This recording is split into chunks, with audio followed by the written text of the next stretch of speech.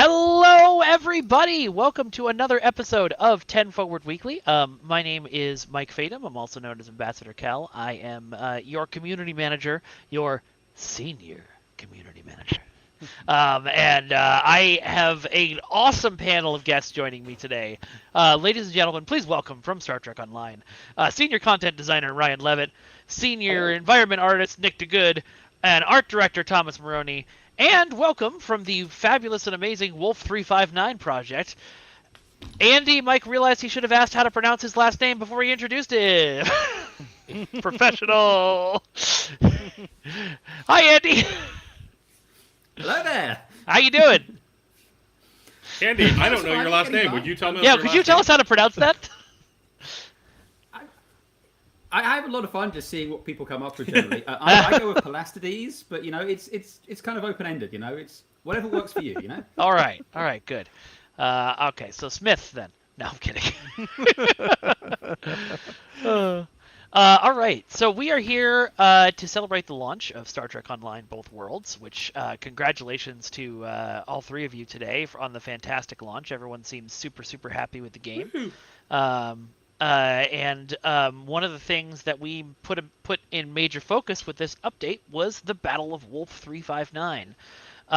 Thomas, how did the team start to come up with the idea of focusing on a big chunk of content on that historical battle?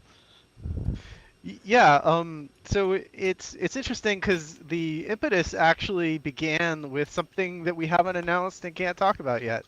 But we sort of worked back from this unannounced feature and decided, what would make that feature be interesting, and I've seen a lot of guesses around the community about this feature already. I'm not really going to comment on any of that, but we decided that it would be cool because we're dealing with so much content around the Borg and the Mirror Borg. Let's really lean into that, and let's make this a very to use the business word, synergized, synergized like period of the game's life where if there's ever going to be a time where this kind of stuff was ripe for us to explore, now is the time, right? This giant Mirror Borg arc moving into these other universes, but it's still it's right now it's about the Mirror Borg, and we did all the remastering for the old Borg too, and so and I know there's been a lot of player demand to experience Wolf 359 in Star Trek Online. In fact, one of the launch era missions in the game was a really cool mission. It's just old now. It's not up to our current standards, but you actually, Q sends you back in time and you're running around on a ship on the Saratoga during Wolf 359. Oh, cool. And there's like a giant Q head floating out of the window and stuff. It's pretty trippy. And I would love to remaster that episode someday, but Wolf 359 also really works as a TFO, our instance repeatable group content, and serendipitously, sorry, I was working for a $10 word there. I had also gotta flip through the word of the day calendar. Right. I'd also just finished reading We Have Engaged the Borg, the book that Andy and his co-author Eric Muirhead, that's how you say his name, right, Andy? Eric. Yeah. Okay. They co-wrote this awesome book as just kind of a love, a passion project for themselves. Is essentially and we can have Andy talk about it more. It's essentially an oral history of Wolf 359. Think World War Z, but about Wolf 359. And that book, and it's so good, and it just kind of stuck in me, and as Andy, we were talking why did about you all this stab Borg Thomas stuff, with a book? No, it's like In my nano. defense, it took a long time to get the blow to land. It did. Well, this is and I regret that I didn't get it, didn't look at it sooner. I had another friend, John Kanka, who who recommended it to me that I finally check it out, and I did and realized how good it was. And I think I'm gonna set aside in terms of getting in terms of success. A lot of times to break down those walls, you really need that personal connection of like having somebody vouch for you, and that can open a lot of doors when you have that. And so John was very complimentary of the book, and when I realized that, because I mean you there are a lot of Star Trek fan projects out there, and to be frank, there are some they're variable quality. um, but I knew John and I respected his opinion, and so when he's like, "Hey, you really should check this out," I was like, "Oh, okay," and so I did, and it was it blew me away. It really blew me away. And that was right around the time that they started doing layout and the presentation of the book became more and more professional. So anyway, I don't want to go too much deep in that now, but the suffice it to say, Wolf 359 was on my mind because I read that book and we were doing all this Borg stuff, and so planning this other feature that we won't talk about yet, we decided to wrap it all up into this big event, this big Borg themed event.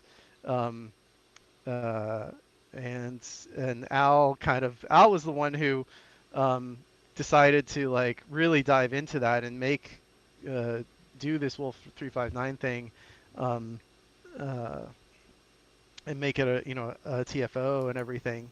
And once that decision was made, then we looked at, well, like, okay, well, could we update the social zone? Could we do all these other ships, the damaged ships and stuff that we see in the episode, and how close can we hit the mark and everything? So it was really a right place, right time, perfect storm kind of situation. Well, let's talk a little bit more about the TFO. Oh, I see. Thank you, Thomas. I was asking Thomas in chat what the feature was he's talking about. Yes, many of you have guessed it. But Ryan, you worked on the design of the TFO. Yep. The big classic thing about Wolf 359 is that it's a fleet of Starfleet ships against one Borg cube. And Right. given that our players are proficient in turning Borg cubes into mush, how did you guys approach the design in order to make it the sort of terrifying Borg cube that we all saw for the first time in the 90s? Well, I mean, the easiest thing we could have done was just give the players their own like B critter ships, and that's that. But I don't think anyone would have actually enjoyed doing that. And since we had done Battle Binary Stars as a historical reenactment using holographic costume overrides, it just seemed like, okay, let's use that as our starting place, and then let's make the cube larger than life. And actually, Thomas helped us figure out the scale for the new Borg cube to really just make it feel like this intimidating behemoth that our normal cubes don't feel like.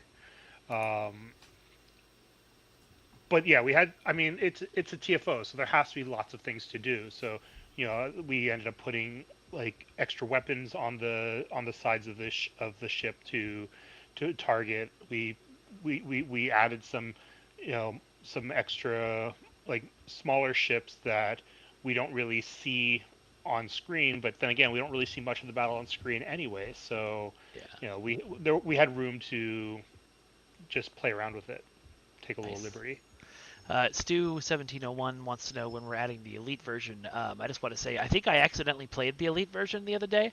I was showing this off for interview with Trek Movie, and I had not forgotten to get a team together to play with me, so I was playing solo.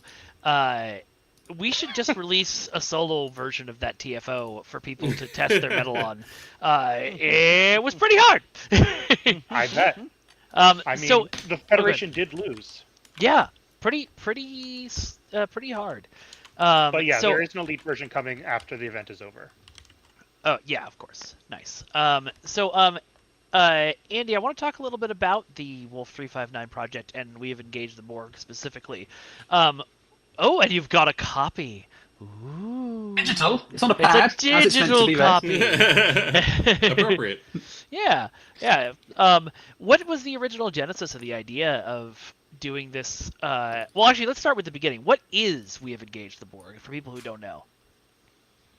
I mean, Thomas kind of gave it the perfect introduction there earlier on. It's basically an oral history of the events up to, including, and after the Battle of Wolf 359.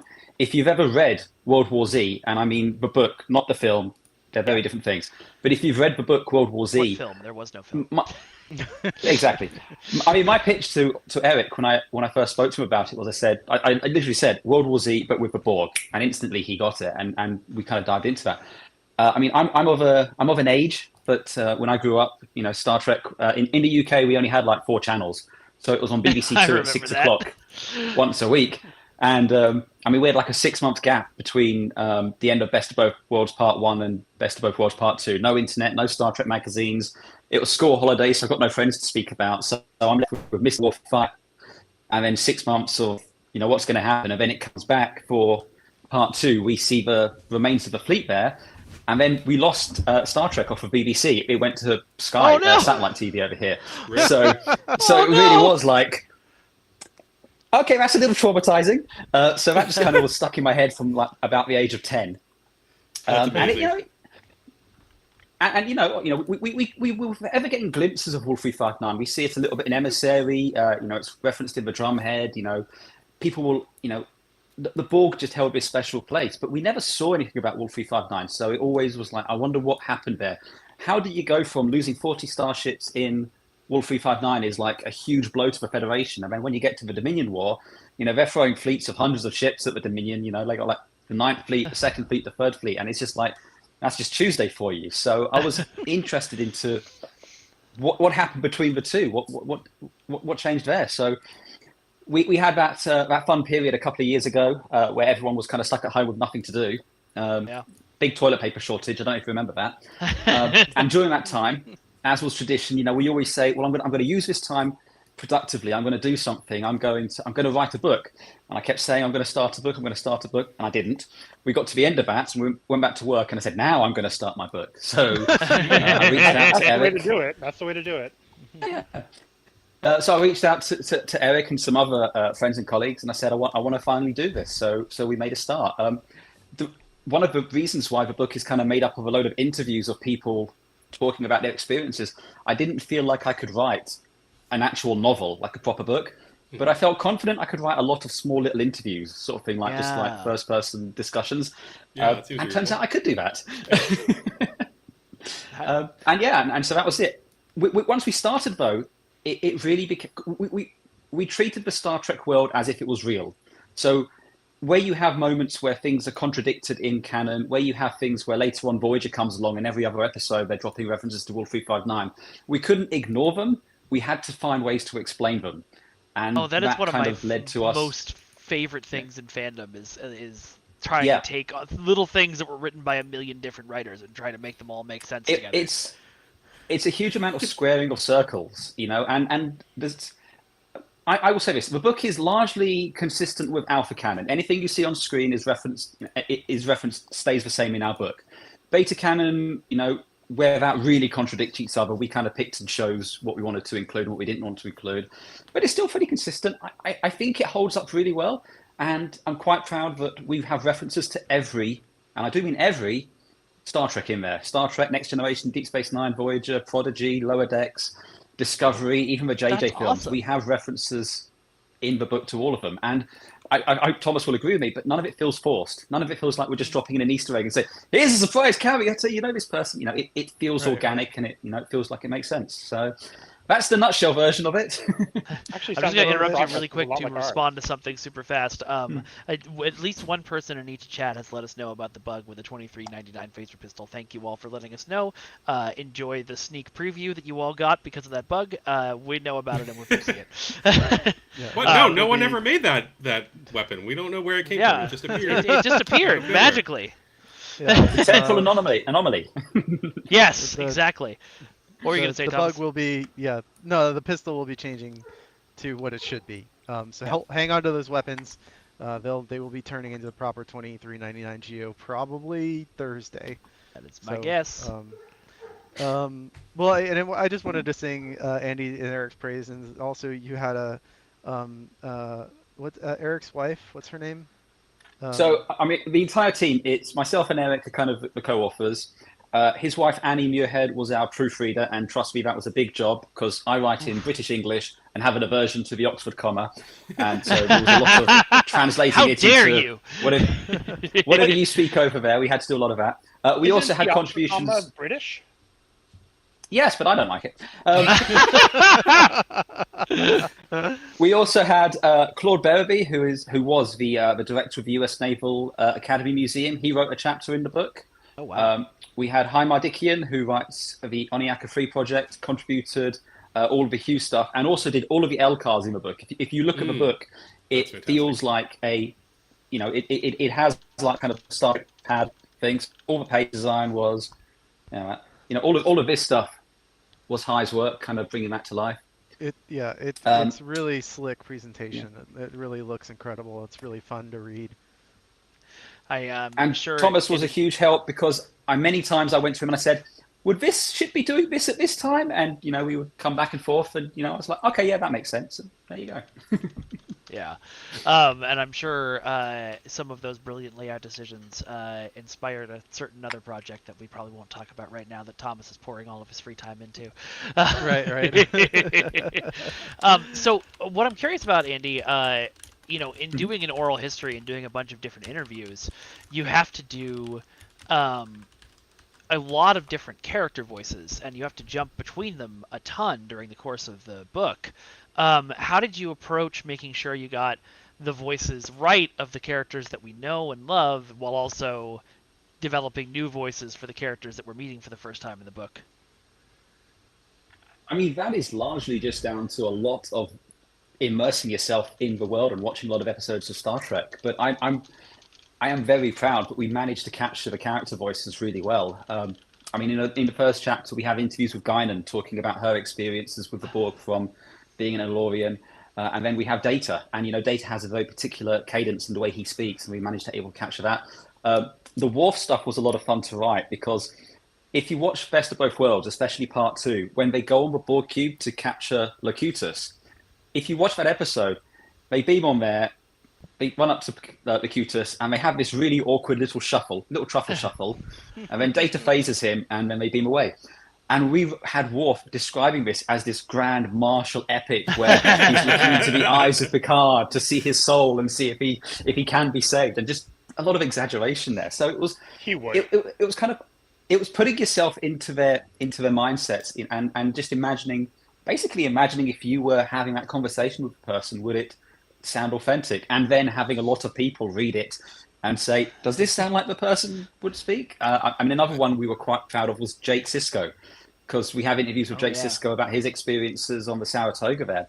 And this makes me sound like a really horrible person, but one of my favorite things about this book is the amount of people I made cry reading some of these, especially the Jake Sisko one, because he talks about how he can't remember his mother. He can only remember the idea of his mother. Yeah. And that's the thing we kind of, play out through the book. So, yeah. It was actually more... yeah. Oh, sorry. No, I really want the Klingon opera retelling of the Battle of 359 now. Well, no, that's a chapter in the... That's a chapter in the book. Oh, okay. Perfect. Not the opera itself, but the idea of how Klingons view Wolf 359, and if I can steal your thunder a little bit, Andy, I actually think this was Eric who did this part, right? Or was it you? Yeah. The Klingon honor guards. Yeah. Well. So obviously, in Best of Both Worlds, Hansen says he's reached out to the Klingons and they're sending a fleet, but where is the fleet? We never see the fleet arrive. Did they not show up? So we tied it in to have Duras holds up the fleet in politicking, so they arrive late. And we see it as a massive stain on their honor, but there was this fight for the ages. They would sing songs about this battle till the end of time, and they missed it. And it affects the Klingon psyche so much, they kind of go a little bit crazy from it. And later on, they actually erect a eternal flame on the memorial station in our version, which is always manned by 2 Klingon honor guards to light the way to Sto-vo for the Federation soldiers who died at Wolf 359. Freaking That's Duras. amazing. Yeah. Oh, yeah. Yes. Fuck Duras. Oh, this is a family show. Only I can say fuck Oh, I'm Duras. sorry. All right. So that was a perfect lead-in, Andy, to the next thing I want to talk about. I'm going to switch us over to a gameplay screen here, and I am going to put Nick on the spot to talk to us a little bit about the brand new in-game memorial for Wolf 359. Now, for those of you who have been in the game for a while, you know there was a previous memorial at Wolf 359. It was sort of a floating Starfleet logo in space. But as we were revitalizing and recreating the TFO, you all got started on making this version of the memorial. How did this come about, Nick? Thomas said, "Hey, we're making this. You're gonna make this. Do it." And I said, okay. All right. Well, talk to me about some of your initial inspirations for the design and like what you were trying for when you made this. I mean, honestly, a lot of this is really comes from Thomas. Thomas had this idea in his head already of this kind of spiral, Fibonacci spiral, as a way of viewing all of the various ships. And so, okay, cool, that's easy to make a Fibonacci spiral, and so I made a big curve, and then figuring out how to, how far apart should the ships be, how much room do we need, because some of them are really tiny and some of them are really big, and then also wanting to make sure that each of them have their own very distinct space. We thought a lot about what it would be like. We don't have a ground map, but if there were a ground map, what would your actual viewing experience be like for each of these ships? So if you see there's that kind of bright window bar, if you turn around and look the other way, you'll see that little bright bar. That's the viewing platform, the viewing deck for each of them. Thomas had took a lot of inspiration from the USS Arizona memorial in Hawaii, from Pearl Harbor. And so the Arizona memorial is this kind of interesting arch shape that sits over the ship, and we couldn't quite necessarily incorporate each of the ships that way. But if you look at that viewing platform, it's actually arched to be reminiscent of the Arizona memorial. It's That's curved really cool. kind of the same way that the memorial is.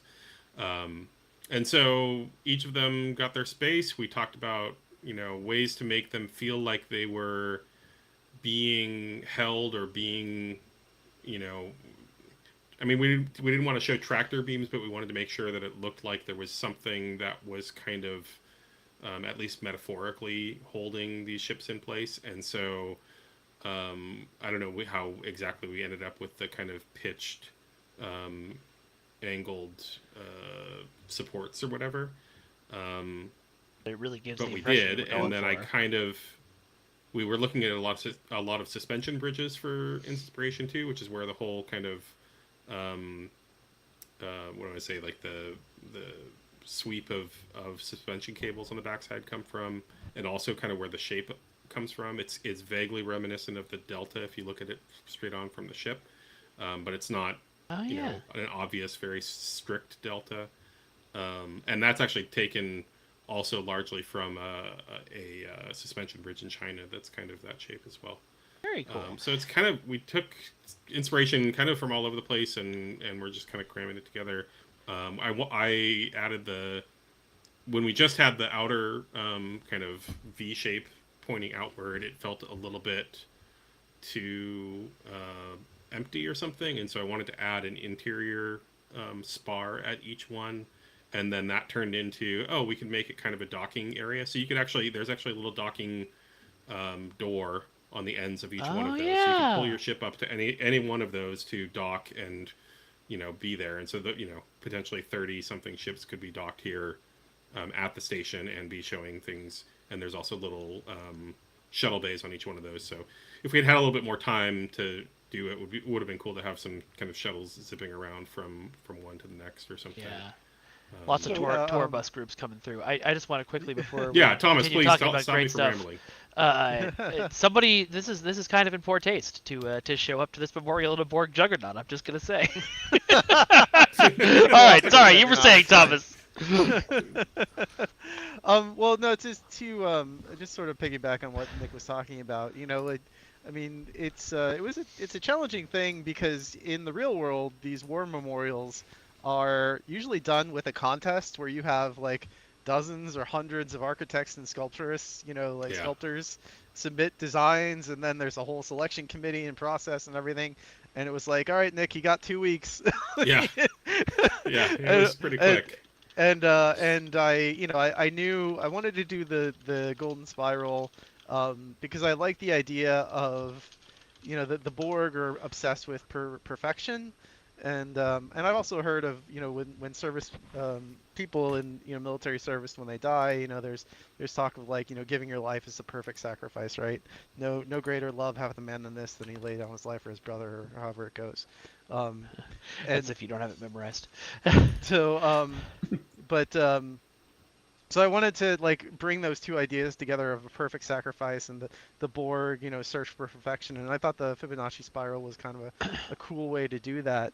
And I wanted, it is a space station, but I wanted it to be more, as much a sculpture as a space station, because a lot of these memorials, they are sculptures, right? If you think about the Vietnam Memorial, or you think about the 9/11 Memorial, right? There's a very their design means something. The way they look, it tells a story. It's trying to evoke emotion in you, and so I wanted that to be the case when you saw this, and I knew that you'd only really be seeing it from space. That you sort of began to understand that there was something special about this place. And so we didn't have a lot of time to build like custom geo for the space station. So that's actually Jupiter Station, right? You did a lot of kit bash on Yeah, I Jupiter just took Station. some segments of Jupiter Station and combined them and mirrored them, and then the station itself also we modified the primary hull of it to have big space cores, because the idea is that the Columbia, which was the flagship of the battle, is the wreck of that is inside. And it's protected. Cool. Yeah, and that's a nod to we have engaged the Borg. They talk about protecting the Columbia because it's got it's the most advanced starship from that battle, and they want to make sure that Romulan and Klingon spies didn't get a good look at it. And another nod is the USS Hood docked at the bottom of the station there, as the one ship that survived Wolf 359. And I recommend you all read the book to learn more about that. It's a great way to tell the story. It's a really great spin on that character and that ship, and it certainly it's fun because Andy, what year is the sort of the framing story in Wolf 359? It's like 96 or something like It's that. 23. It's 2396. So it's 30 years after the Battle of Wolf 359, and the book is framed with the author of the report travelling on the Hood to the station to be decommissioned and placed there as a permanent part of a memorial. Oh. Yeah, and so the Hood, that's why the Hood is fully intact, right? Because it lived out its life, survived the battle, and lived out the rest of its life, and had an illustrious. It actually fought in the Dominion War. Yeah. And survived. I'm imagining that some of that's this that's a blessed ship right there. Yeah. Yeah. Especially considering what happened to the I can original explain Hood. why I chose the Hood if you want. Yeah. Yeah, please. Well, hold on. Ryan was trying to say something. I'm imagining that some of this memorial is inspired by Picard season 3, where we saw the memorial that had the Enterprise. The Fleet Museum. Not really. I had wanted to. I mean, not that wasn't cool, but I had wanted to redo the Wolf 359 Memorial pretty much forever. I was never really happy with how it was in the game, and I always what Nick did was really has always been my ambition of like I want to see the actual ships. I want them to be memorized, memorialized like this, and discreetly, and not just random wreckage. And we did talk about the well. It's just I mean that memorial did come up in terms of we were talking about ways of, like I said, tying the ships into the spiral. Right. We didn't want to just have this spiral and all these ships that just kind of happened to sit next to it. And so we talked about like making rings or something, but that felt too much like Picard and too constraining of them as well. Considering that they're wrecks and not, it's not a restored museum, right? This is a memorial, not a museum, which I think is an important distinction. Yeah. Even though I messed that up. I wanted it to feel like you were looking at it from a distance, not that you could like look at the whole thing from any angle. So and Andy, also why a did note you? on the, Oh, sorry. Go ahead. No, just a note on the use of Jupiter Station. We had talked a lot about what stations to use and things, and like we put ESD in here initially, and and it could have been one of those as well, but they all just felt so massive and populous, and that's not what this is, right? And we wanted something that felt a little bit more understated, that felt more contemporary. And the Jupiter Station, especially when we put the space doors on it, is very reminiscent of K7, which we thought was kind of a neat. I mean, not that K7 is contemporary, but it makes it feel like older, like it's still part of that era instead of being something new and huge and whatever. So, sorry, Andy, you were starting talking. Yeah, why the hood, Andy? Tell us about the hood. Well, before I get to the hood, I will just say that actually using Jupiter Station for the kind of basis for station actually marries up with the narrative that we have for our memorial station, where the station actually begins is when Starfleet. I mean, we have an entire chapter just on the cleanup of Wolf 359, when the ships arrive there and having to deal with the aftermath of that. And these ships, the thing about a battle in space, if you have physics and things like that, is when you destroy a ship, it doesn't stop. It will keep traveling on whatever course it was going at the time that it was destroyed. So the first thing they have to do when they arrive there to salvage the ships is to pull them all into one place.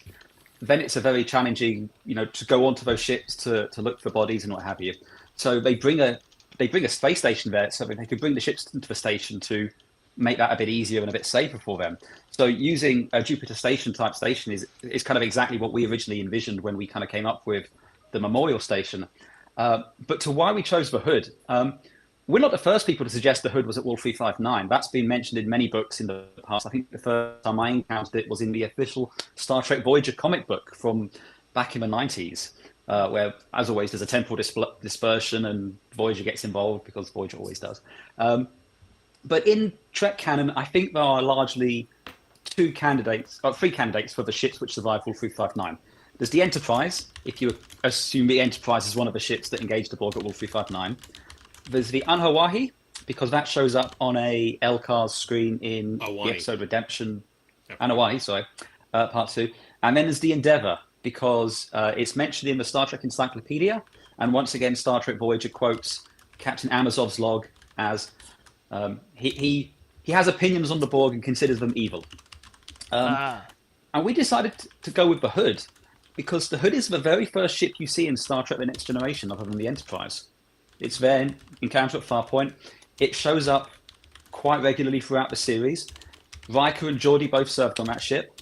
Captain DeSoto, best boss I ever had. But when you first encounter Captain DeSoto, instantly he's kind of like I'd like to know more about this guy. So there was a lot more emotional impact in having Hood be the ship which survived because we have so much more of a connection with that ship. So we decided that the Hood would be the ship which survived Wolf 359 because it was a more compelling story. And then, as Thomas says, it continues on to serve in the Dominion War. It's shown up in Lower Decks, was like when it was most recently appeared on screen. So it's kind of been there all the way through Star Trek from Encounter at Farpoint. Plus, its forebear didn't have a particularly happy ending, so I wanted to give this one a happy ending. Yeah. Exactly the opposite fate of the original Hood.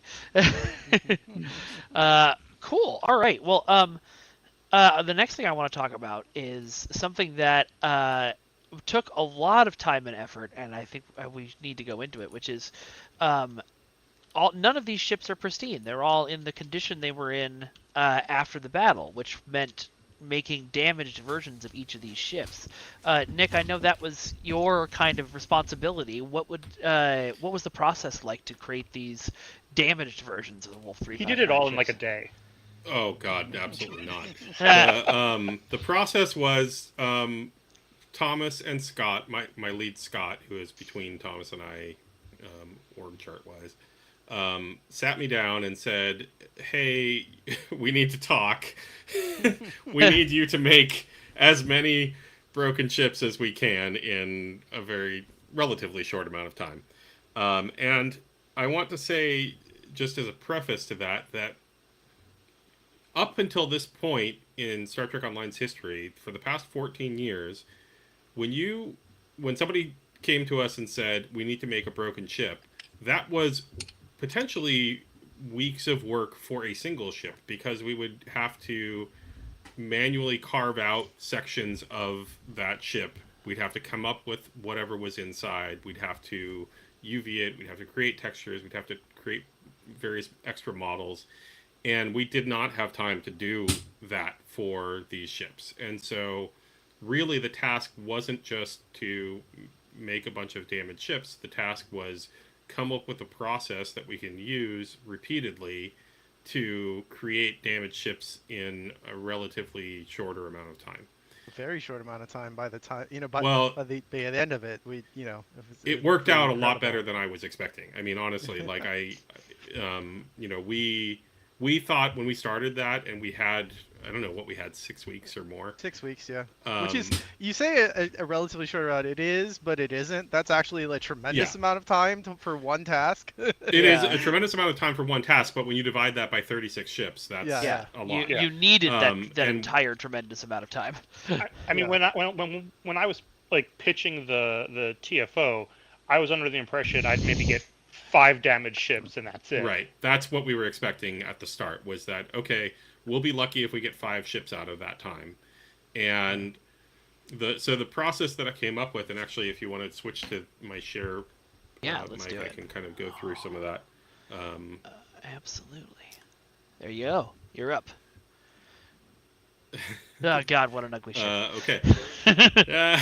Here, we'll make it better for you. There you go. Hey! Fixed. That's how it should look. Yeah, just a happy little over out of Jupiter. So let me switch this back to the Kyushu, because that's what I was using, or that's what I'll show the rest of this as. So this is the standard New Orleans class that we had, and the process that I came up with was that we could use vertex colors on the ship hull, combined with some sliders in a tint color, to basically eat away areas of the hull. And that's pretty simple to do in itself. The problem is like what goes on inside, because I don't know if you know this about 3D models, but they're all empty. There's nothing inside any of them. There, unless you make all of that stuff. And if I eat a hole into the hull, you're just going to see all of this garbage that there's nothing there, and there's you won't see the decks and the damage and whatever else. And so the process, really what the process comes down to, is coming up with a way of filling that up quickly with some amount of stuff that looks reasonable but doesn't take a lot of time. And we don't have time to do a proper deck layout for every single ship, for instance, right? That might be something that we would have done if we were doing this the hard way.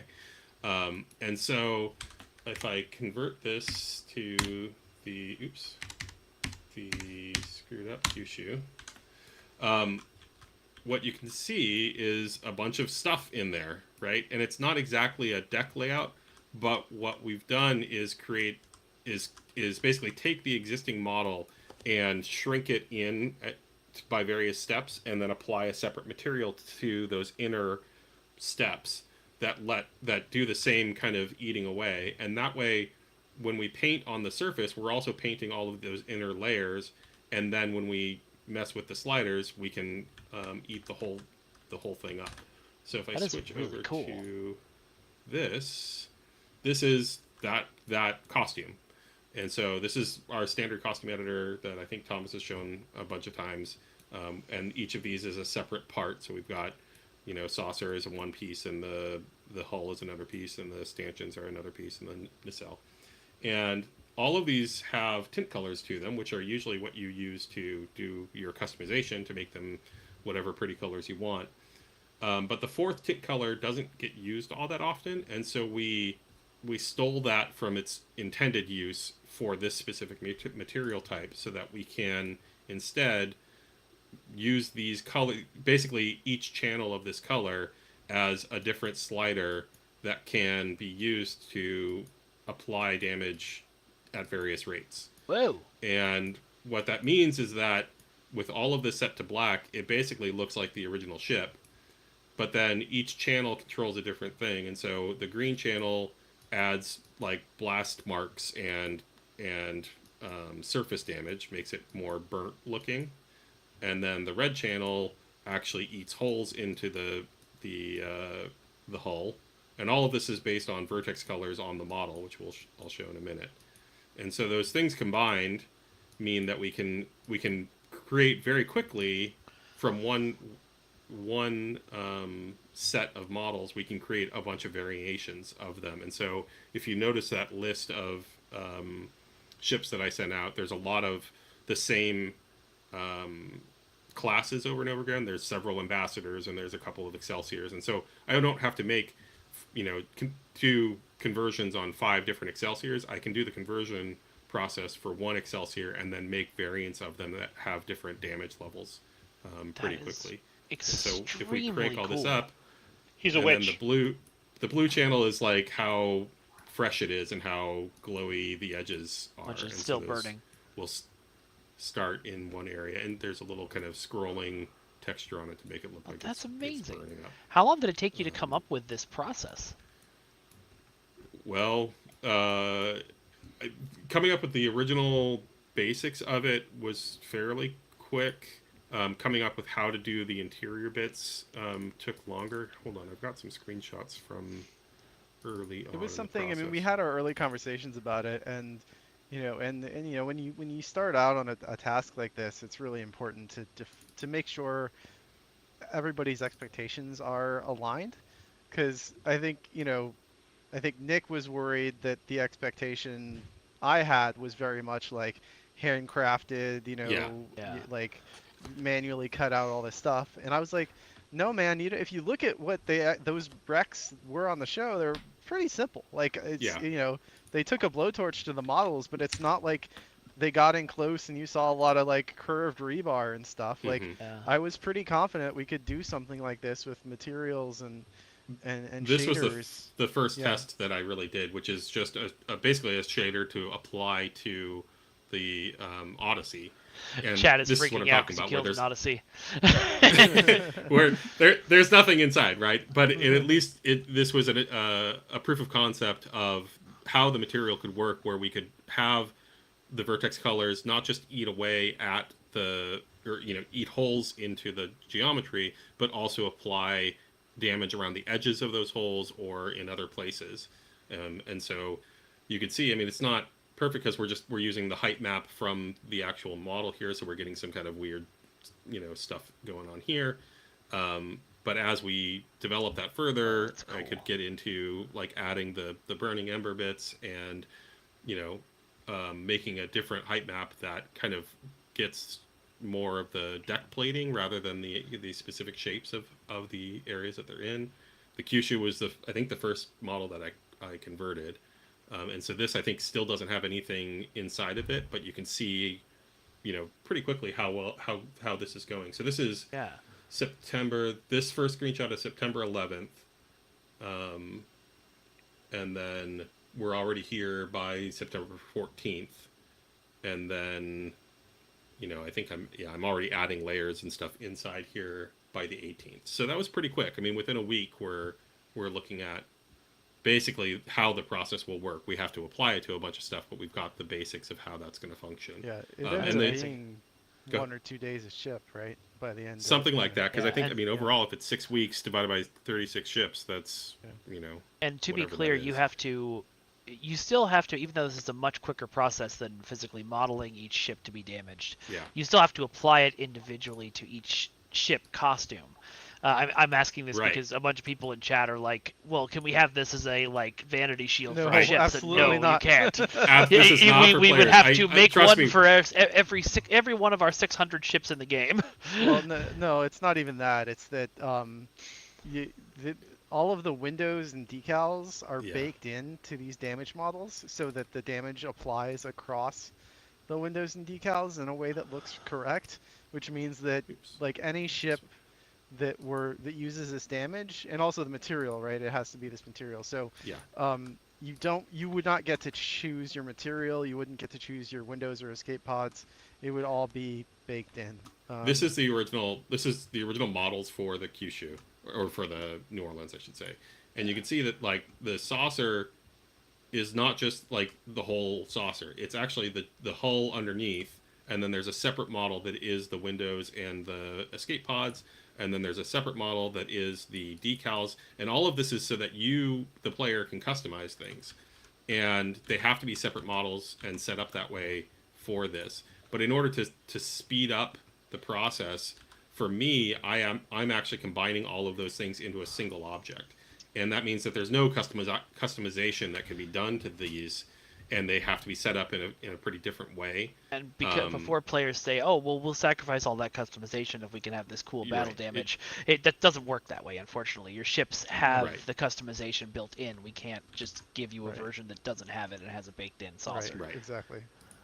Yeah, and so this, this is the what do I say? The empty model, right? There's nothing inside it. This is what we usually have on your ships, and so this combined with the decals and the windows is 13,000 triangles, 13,500 for just this saucer, and so what we did for the new ships is, if I just drag this over, if we take all of that, you can see the same, the same kind of stuff. But then what really goes on is this interior bit. So if I select all of the stuff that you can't see here, there's all of this layering inside that is a separate material. And it's just layer after layer after layer. And so there's generally 3 layers on each surface. Plus I've done ribs all the way around on the saucers of most of them. It really depends on the part and which particular ship and what those things, look like. But there's a lot of layers of this. And that's how This you was simulate a pretty... deck? What's that?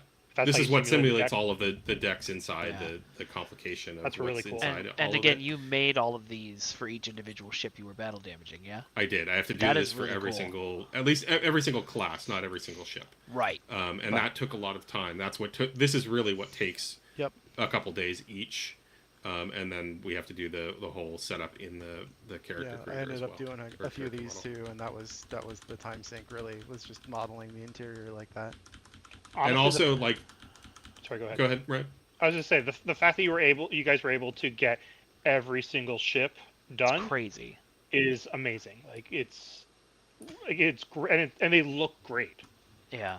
And it, But that's you know, just and the you're play- beauty of the Star Trek Online crew. Just to jump in and state the obvious, like everybody on this dev team just cares so much about Star Trek and about getting it right, and I think that's just so important. It's so it really leads to stuff like this that you didn't have to go this hard. You didn't have to go as above and beyond as you did, and yet you did, and and you found a way to do it.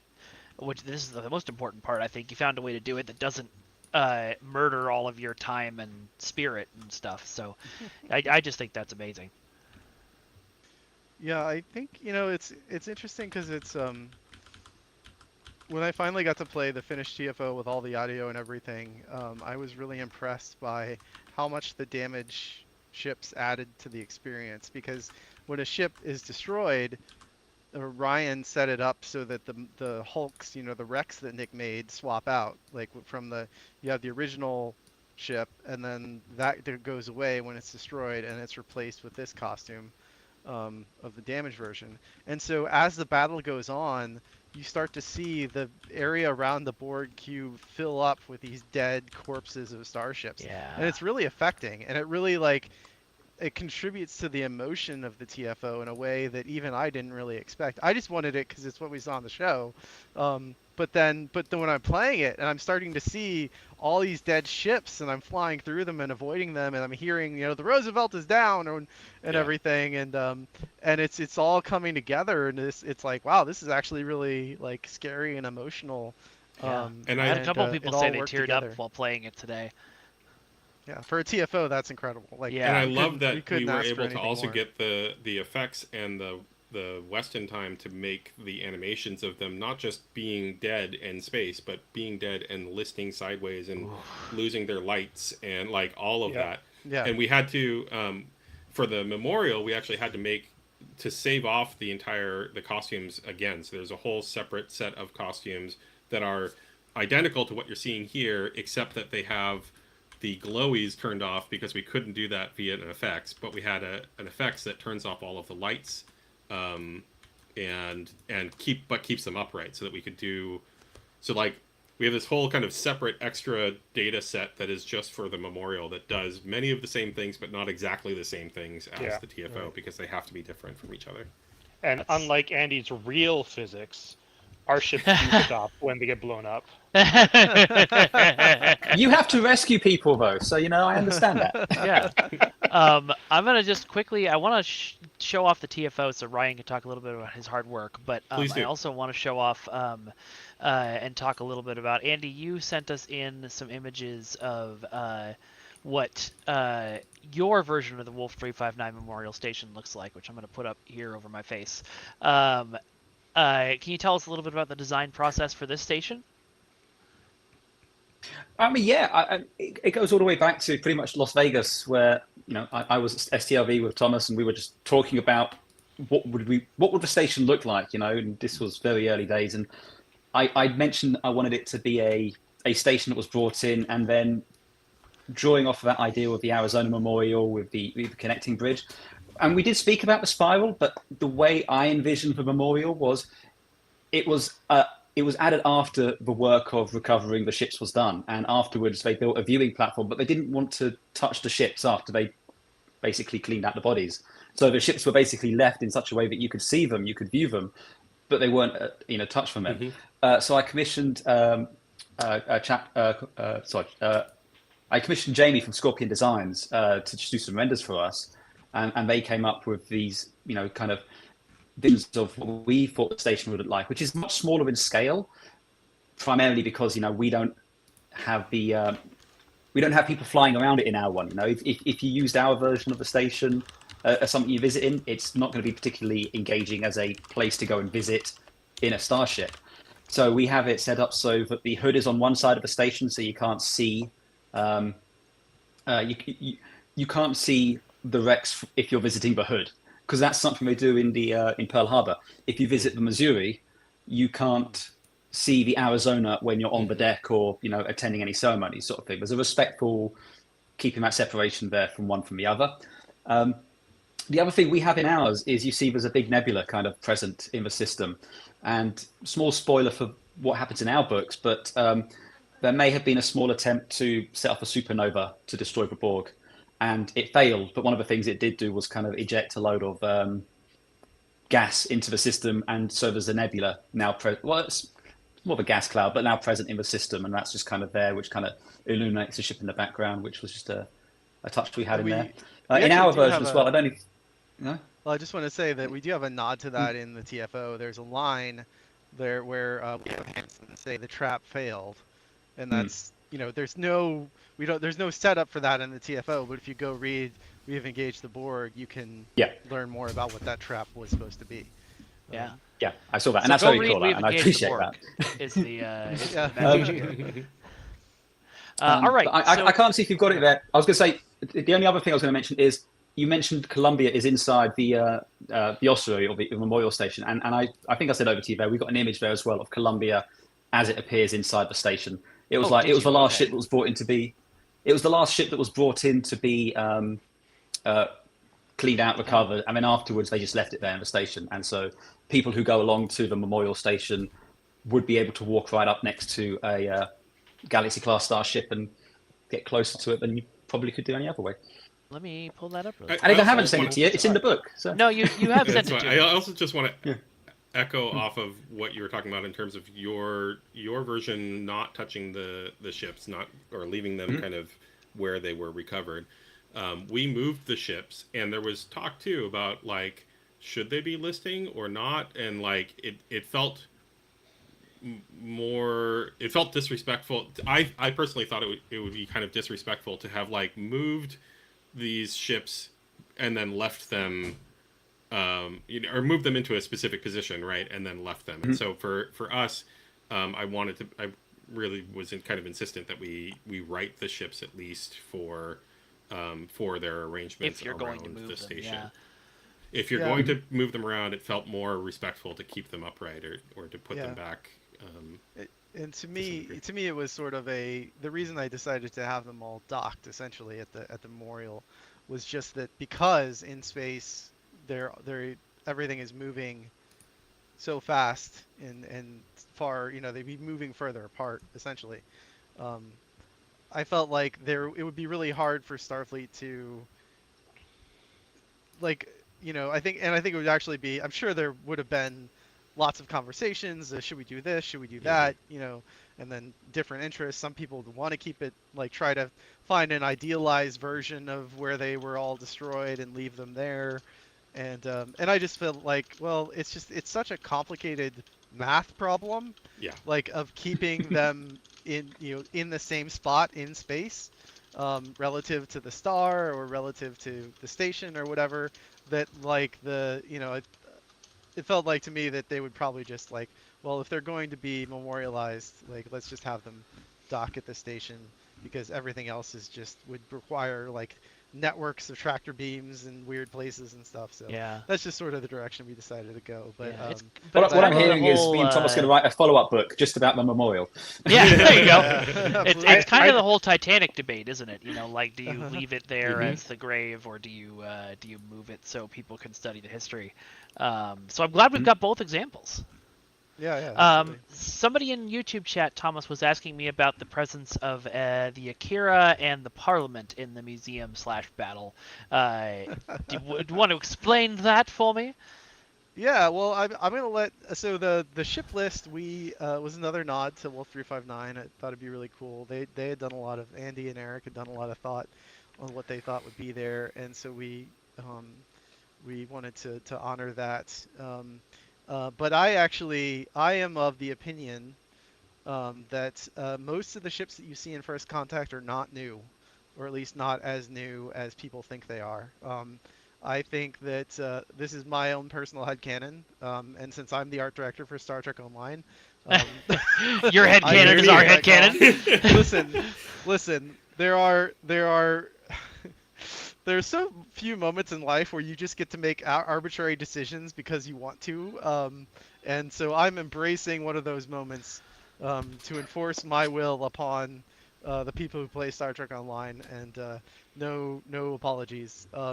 So I feel like the Akira I also feel like there's a lot of fan speculation about the Akira, the Saber, the Steamrunner, that they're all, because they show up in First Contact at that battle, that they were all designed to fight the Borg. I think that's I think that's kind of shallow world building. I think that just because it's the first time you saw something doesn't mean it didn't exist before then. Um, and I think that it's more interesting to me if these ships all had other roles, and they happened to be. I mean, it was quick, right? Like they didn't really have much time to get that task force together in First Contact, and I think a lot of those ships were around. Um, I think that I could go. I have a very specific idea what I think the Akira was designed for. I do think it was new, very new at Wolf 359, but I think the Akira was actually a response to the Cardassian War um, that happens in the early 2360s. There's this war that you don't really hear much about until they're trying to set up for DS9. But the Federation's been at war with the Cardassians, who are a minor power. They can't actually. It's not an existential threat to the Federation, but it is a drain on resources. It's a political quagmire, um, and the Cardassians, um, they're operating with a bigger navy than Starfleet wants to commit to that area or that operational theater, And so I see the Akira, which is a torpedo boat, or the guy who designed it as like heavy torpedo boat carrier kind of thing. And first of all, you wouldn't design a torpedo boat to fight the Borg because torpedoes don't work on the Borg cube when the Enterprise encounters it for the first time. So that doesn't make any sense. That somebody would like, oh yeah, we're gonna take this weapon that's totally ineffective and Yeah, but more torpedoes, Thomas. right. More torpedoes. So anyway, so it's sort of one of those things where you're always fighting the last war, and that's a real thing that that we have to deal with our military has to deal with in terms of we had all this Cold War stuff, and then Desert Storm 2, Gulf War Boogaloo happens, and now we have to totally shift our paradigm on how we fight wars because all the Cold War stuff is irrelevant. And now we have all this anti-terrorism stuff, and we might be fighting another peer, God, I hope not. peer threat again. Yeah, I hope not too. But I'm just saying that, like, But yeah, way to put that is out not, there in the universe. It's not Thanks, an Thomas. implausible scenario, and we have to, adapt our technology and tactics. So I just liked looking at those examples of the real world, how real world militaries and bureaucracies operate, and like implement them in my headcanon for Star Trek. So super long-winded, but I feel very passionate about this, and I think the Akira was around as a like basically a heavy cruiser designed to fight a lot of ships. Basically, it's designed to be outnumbered, and that's why there are torpedoes literally on every side of it. Has a torpedo launcher, right? It has them in the sides, in the back, at weird angles on the sides of the saucers. It's literally designed to be surrounded, and the Akira is like, I've got you right where I want you.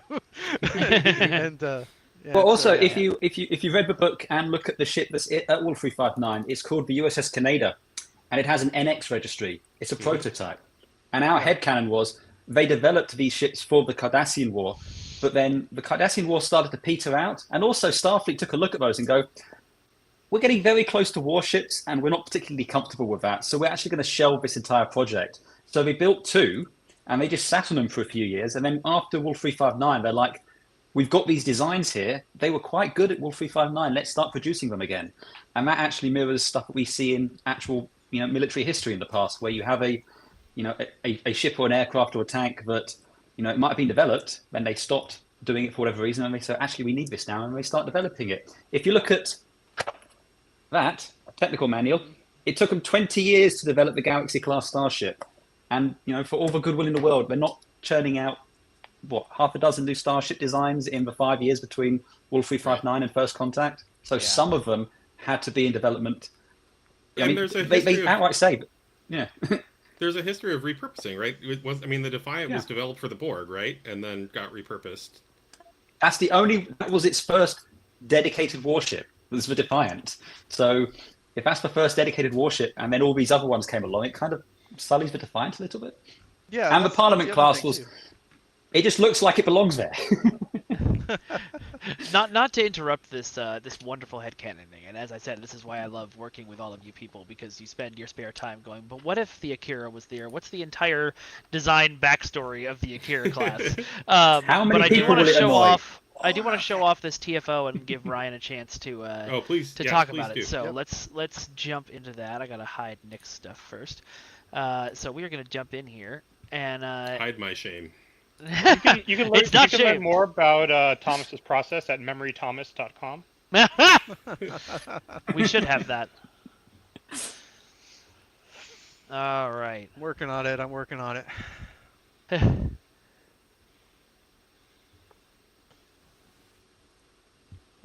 There are very few things in life that have genuinely terrified me. And one of them was a Borg cube showing up at the Star Trek experience in that ride. Like, just seeing a Borg cube pop in, it was just like, oh yeah, I'm going to die here today. That is my fate. Don't be so negative. You'll be assimilated long before you die. Okay, so that ride, they had a walking bit where let me get the game sound to go on. Hold on. Over here. Hold on. Sorry, I gotta do a quick change up here.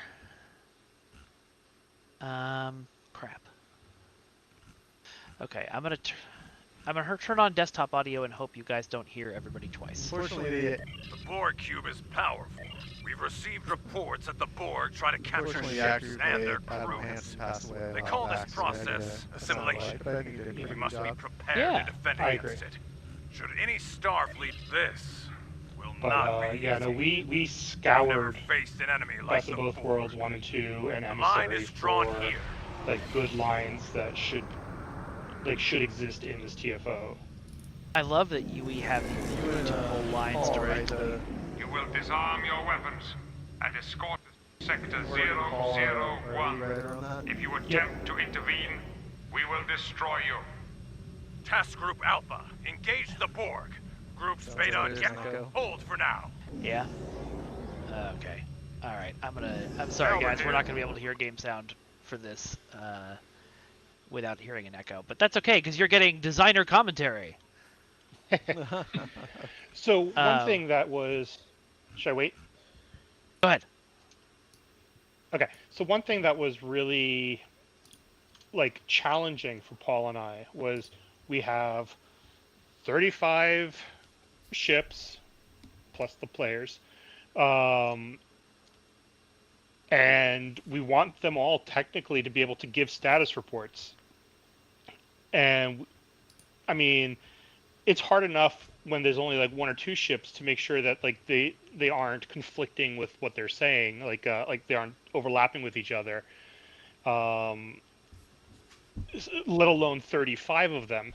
But so we had to give like, okay, they're entering combat, they're in trouble, they've been destroyed, like all of those moments.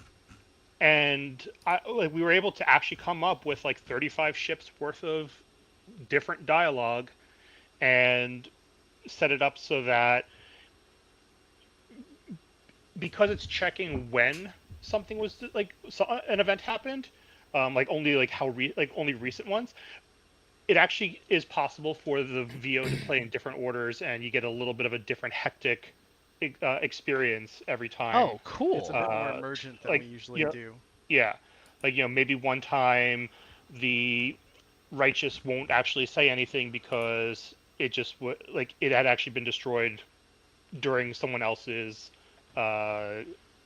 mini contact, and that timer had expired before we could launch it. So that way I tried to keep it so it doesn't feel too samey when players That's are playing amazing. it over and over again. I will say one of the great feelings of this TFO is when you come across something like this where a ship is being assimilated, and like I know canon-wise I can't save this ship, but I can blow up this poor probe right now and save all these people from being assimilated, and that feels great. That was one of the things that I wanted to to give the players is like, we want to give the players their small W's because we know that they're going to get a giant L at the end. Yeah. And at the end of the day, we know all 39 ships except for one are destroyed or assimilated. So that was the main form of gameplay for the meat of the TFO is you can stop them from being assimilated, but they're still going to get destroyed if that happens. It's lose-lose, but the better victory is you save them from being assimilated. Yeah. And if you don't, that makes your life harder, right? Because Yeah. then you have to destroy them when they become assimilated. We were talking about that when I was And showing this adding off for the Trek assimilation Movie. mechanic. Go ahead. Yeah. Adding the assimilation mechanic makes it gives us more things to fight too, though, right? Because Mhm.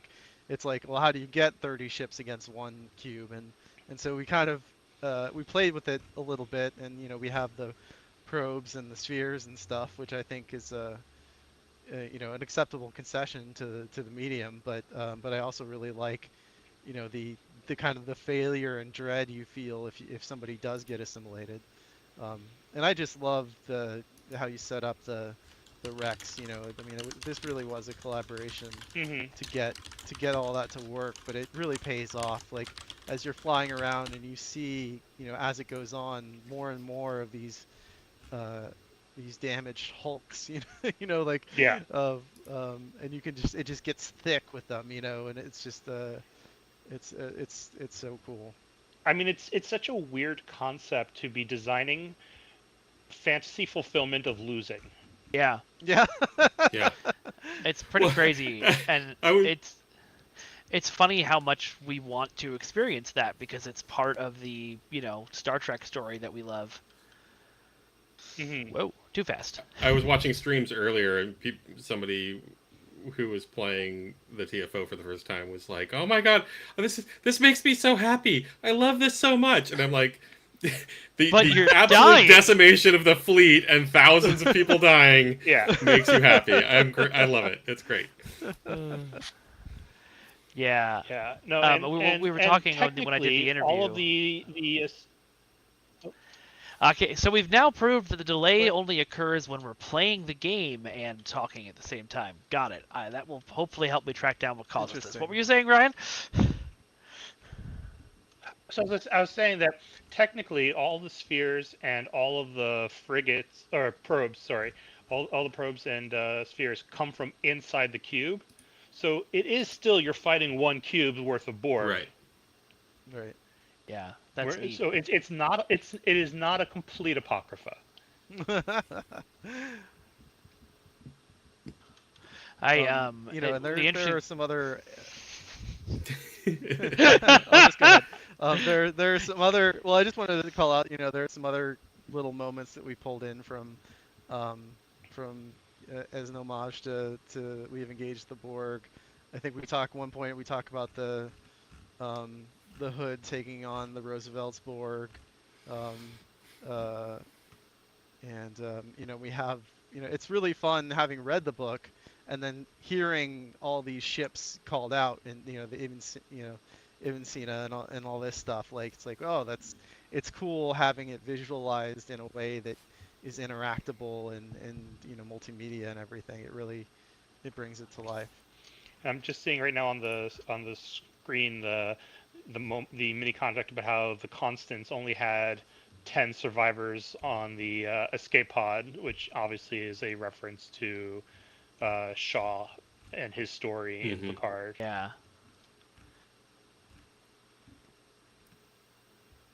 Oh, you're stuck. You've already won. Yeah, we've And by one, we've I mean lost. One. yeah, one lost. All right. What were you trying to say before, Mike? It was not important. One of the things about being a host is that when silence pops up, I fill it with a question or anecdote. But since the delay, there actually isn't silence because someone else is going to start talking right after I do. What I was going to say was when we were talking on Trek Movie,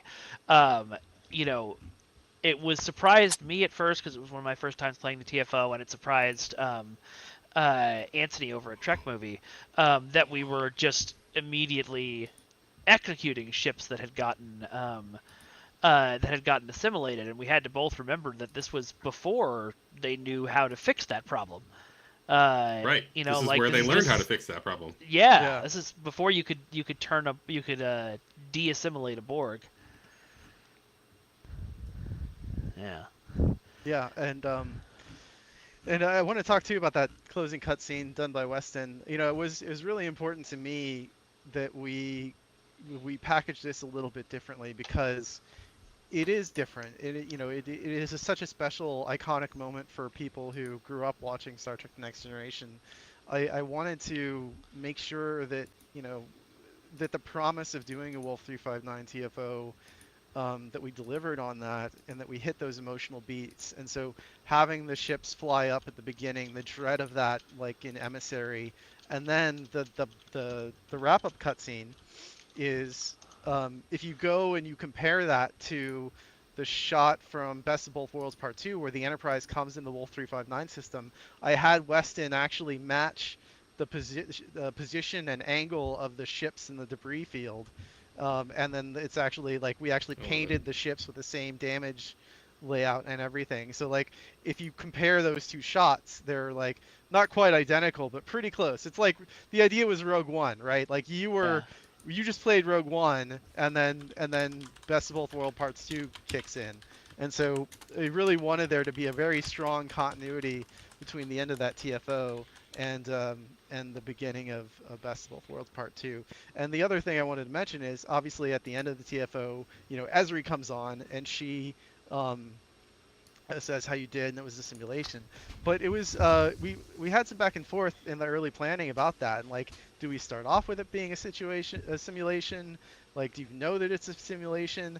And I felt pretty strongly that no, like I want people to live in that fantasy as long as they possibly could before we had to like put you back into the STO timeline, the STO world.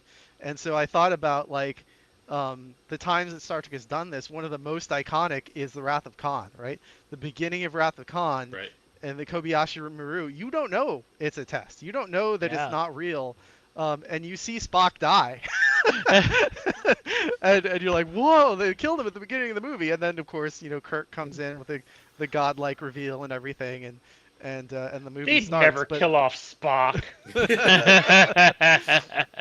But we felt like that was a really cool way to handle Wolf 359, so that for as long as you can, you could believe that you were there. Yeah.